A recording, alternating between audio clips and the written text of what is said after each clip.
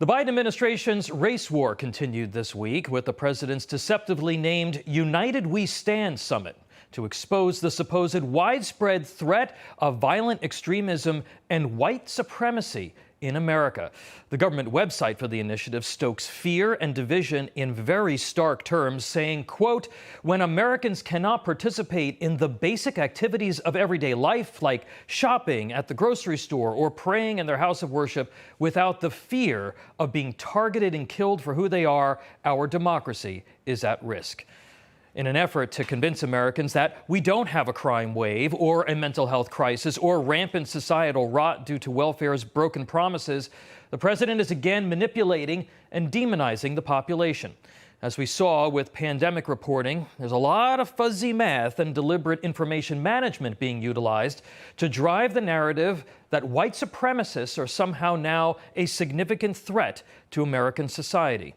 The contrived hysteria will be used to target the administration's opponents like we're in some sort of third world banana republic or fascist regime.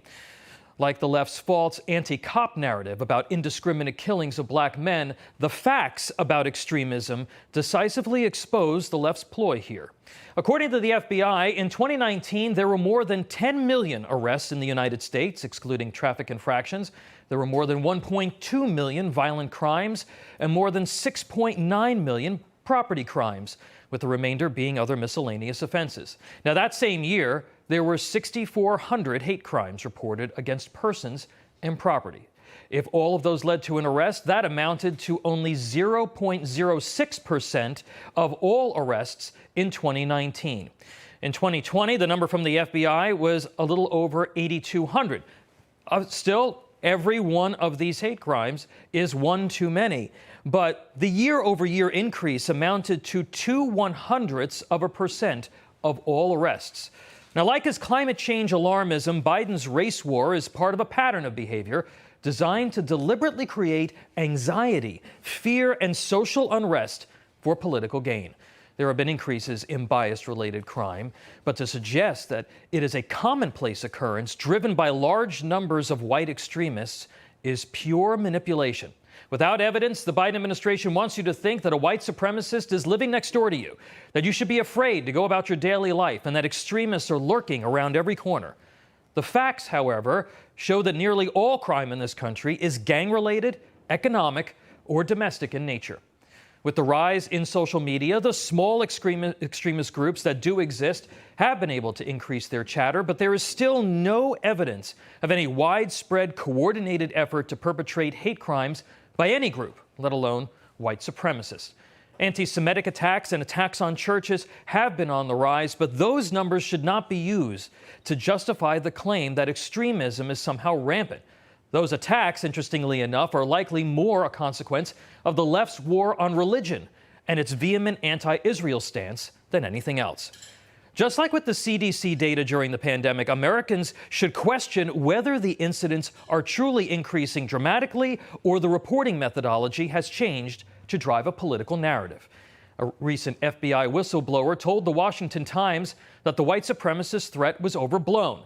The whistleblower said the Bureau's agents are being pressured to, quote, create domestic terrorist cases and tag people as white supremacists to meet internal metrics. For instance, today, robbing an Asian business owner known to have cash on him is now considered a hate crime if a racial slur is uttered by the perpetrator, even though the money was always the motive for the crime. A recent Pentagon report breathlessly commissioned by the Biden White House found that white supremacy and extremism in the military, which they were convinced was running rampant, is also virtually non-existent. This isn't a question as to whether or not incidents happen or whether racial hate exists. Of course it does. In a nation of 330 million people and millions others that we don't even know who are here, you're going to have hateful, disturbed people. They do exist, and they will sometimes seek to harm others. The administration has already attempted to embed divisive racial preferences into everything from farm subsidies to loans to paving roads and much more. The president is running around calling Trump supporters a threat to democracy.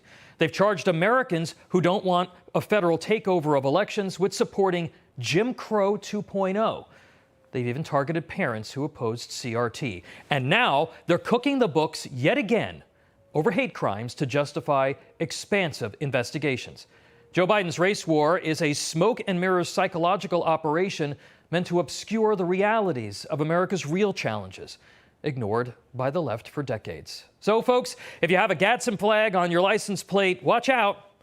The left is just getting started, and they haven't even staffed up over at the IRS. No crooked establishment. None of that twisting the truth. No talking down to me. Don't tell me how to think. Don't tell me how to think. Don't tell me how to think. I trust Newsmax. Newsmax. They don't tell me how to think. They let me decide. Newsmax. real news For real people.